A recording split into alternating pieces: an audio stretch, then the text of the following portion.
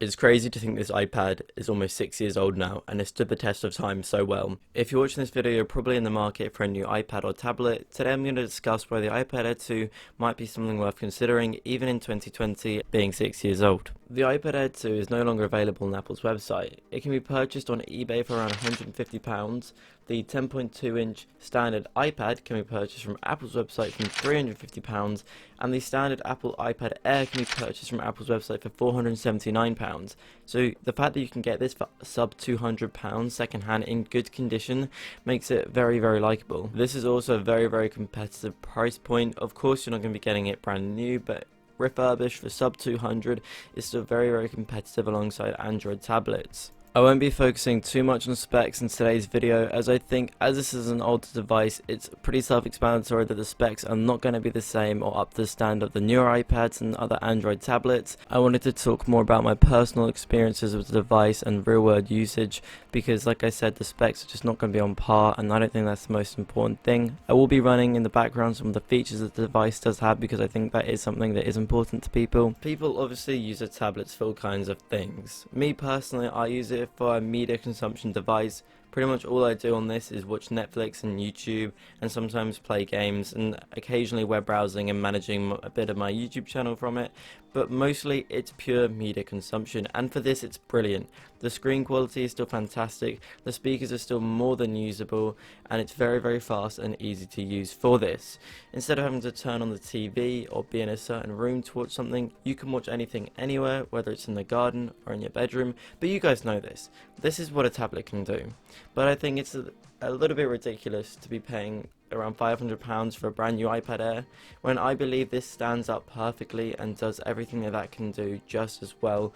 Obviously on paper the specs are not going to be quite as good, the camera is not going to be quite as good, but this being a 6-year-old device, I've owned this from new, it is still extremely fast, it's still extremely good battery life, and it just runs really, really well. I guess what I'm trying to say, and what my original point was, is when this device came out in 2014, it was well ahead of its time, and it stood the test of time really well because of that.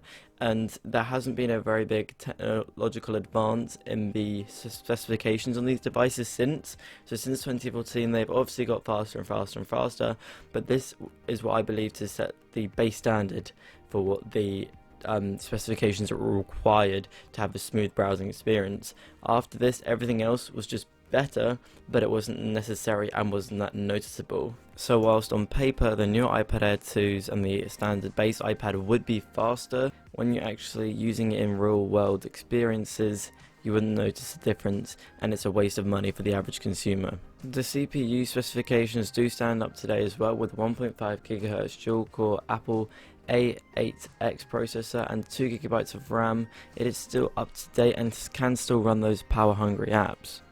So now we're looking at the iPad Air 2 hands-on, and as you can see the size is really nice. Being 10.5 inch, it's not too much different from the other newer iPads, but it's still a really nice size for handheld, and it's still big enough to then watch all your shows and everything without the screen feeling too small. I think they got the balance perfect, and for me I don't think it needs to be any bigger or any smaller. I also really quickly wanted to touch on the durability of this device. Now, being a portable device, durability is obviously really, really important, and Apple never usually disappoints in this area. But I have been using this device daily and I've not had any problems, and I do know for a fact that I have dropped it. Whilst it has been the case most of its life, there have been times when I've dropped it and I've gone, that should be broken, that's got to be broken, but it never has. This is the most durable device I've ever owned, and that's really, really important because you're going to be taking this device around with you. I would like to show you the size comparison between it and my iPhone 11, but because I was filming with it, this is what I got for you guys. I think the iPad mini is a bit too small for a full media consumption device, so I think they hit with a 10.5 inch perfectly on this. Here you can see the thickness comparison between it and the original iPad mini. What I find cool is the iPad Air 2 is 6.1mm thick.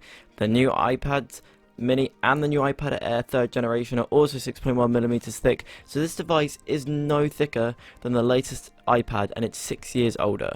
The 8 megapixel rear camera is usable. It's by no means bad, it's by no means amazing, but the colours are good, the stabilisation is good, it is there if you need it. But I would not use this as my go-to device to take pictures and recordings, but it's there if you need it. Interestingly, all my old reviews on my channel were all recorded with this video camera, and I found it great. The device is up to date, running on the latest version of iOS, and as you can see here is a decent amount of camera modes for a device of its age, and like I said, it's still very usable. Here we're looking at the display quality and the sound quality. It's really good, not only for an almost 6-year-old device, but for a device of today's age. I use this for Netflix and YouTube all the time, even with the built-in speakers, but if you are watching a movie you might want to plug in your own speakers.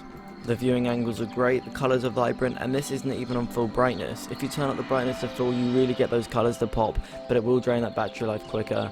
But the battery life is also great, and I probably only have to charge this a couple times a week, and I do watch about 3 hours a day of Netflix on it. Here I'm talking into the iPad Air 2. As you can see, the microphone quality is perfectly sufficient, especially considering it is almost 6 years old.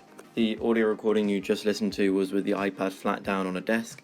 Now I'm lifting up the microphone towards my mouth. So yeah, I mean that pretty much sells itself. For FaceTiming and video recordings, it's perfectly sufficient. This wraps me around pretty much to the end of the review. I think the iPad Air 2 holds up absolutely great in 2020, and it stood the test of time better than any other Apple device in my opinion. The fact that I still use this device every day for YouTube and Netflix, and I have not felt the need to upgrade it, really shows something in my eyes. I'd love to know in the comments below if you have an iPad Air 2 and how you're finding it, or if this review helped you and you went out and bought one, and if so, how much did you pay? Where did you find it? And what's the quality like? I'd love to know how you're getting on with it. If you enjoyed today's video and would like to see more reviews like this, please let me know down below, or let me know with a like and a subscribe, as it really helps me out. Being a small creator, it can be hard to get people to see my videos. That's it guys, goodbye.